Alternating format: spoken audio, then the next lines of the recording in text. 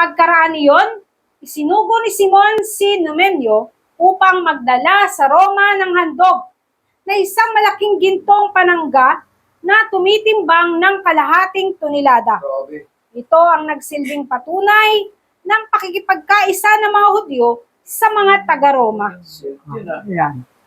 Yan ang ayaw ni Abay Hawa. Siyang yun, bisa pa, panangga. Oo. Grabe, kalahating tonelada ang bigat. Connected sa Roma. Nasa 500 kilos yun. O, biro mo. Isang tonelada, isang Mula sa kay Judas Maccabeo, kay Jonathan, kay Simon, ang ayaw ni Abay Hawa, yung connected sa Roma. Dahil alam ni Abay Hawa, itong Roma ang nagtaksil. Yun ang nagnakaw ng original scripture. Na 777 books na ginawang apocryphal ang 711. Ang lumabas, 66 book na lang. Kasi ang 711, ang 711, ginawang apocryphal book. Ang ibig sabihin ng apocryphal book, aklat nga itinago. Itinago. 777 books, 711 ginawang nakatagong aklat. Ang pinahayag ng 66 book. Ang 777, gusto ni Satanas na maging 746. Paano? 66 book. Paano naging 746? Kasi si Adan nilikha sa pang-anim na araw. Tayo bilang tao ay number 6 ang number natin. Magbasa ka ng aklat na product by Vatican Canon Law, 66 book. O mas ikaw number 6, tatlong 6 na.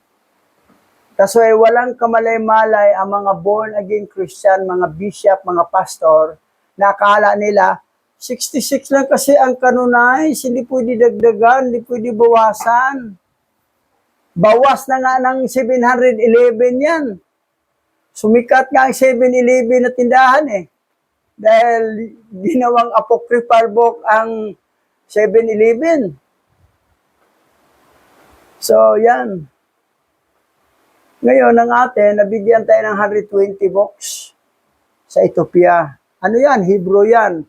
From Hebrew, Paleo-Hebrew Old Testament, and New Testament, Hebrew Aramaic.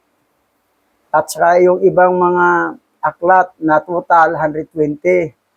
Pero gagawin natin na maging aklat 88 books lang. Kasi masyadong super laki ng aklat na 120. So, tama na yung 88 books.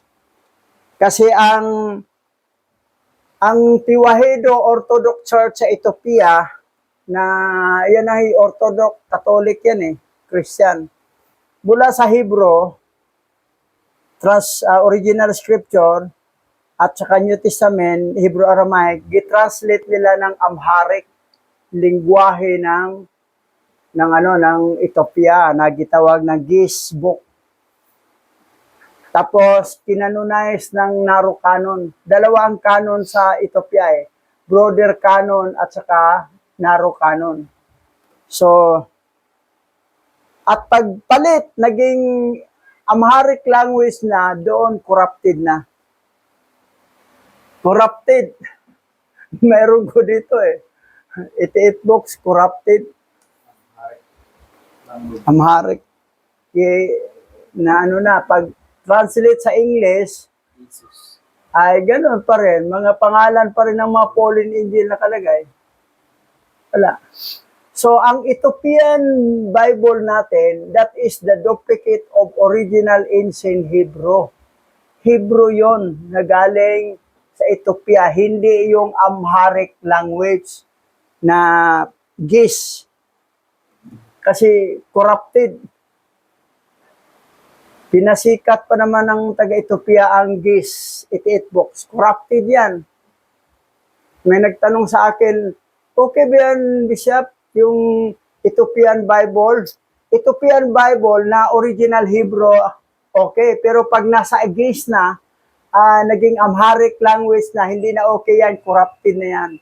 Kasi kinanonize na ng mga Naro Canon na under ng Tiwahedo Orthodox Church, na yan ay Orthodox Catholic Christian pa rin. adapted pa rin sila mula sa Egypt na kay Serapis Christos. Nakala nila lahat ng Ethiopian Bible tama. Hindi. May Ethiopian Bible na translate na ng Amharic language, corrupted na yan. Walang pagkakaiba sa Catholic Bible na corrupted. Halos ganun rin. Wow. So yan,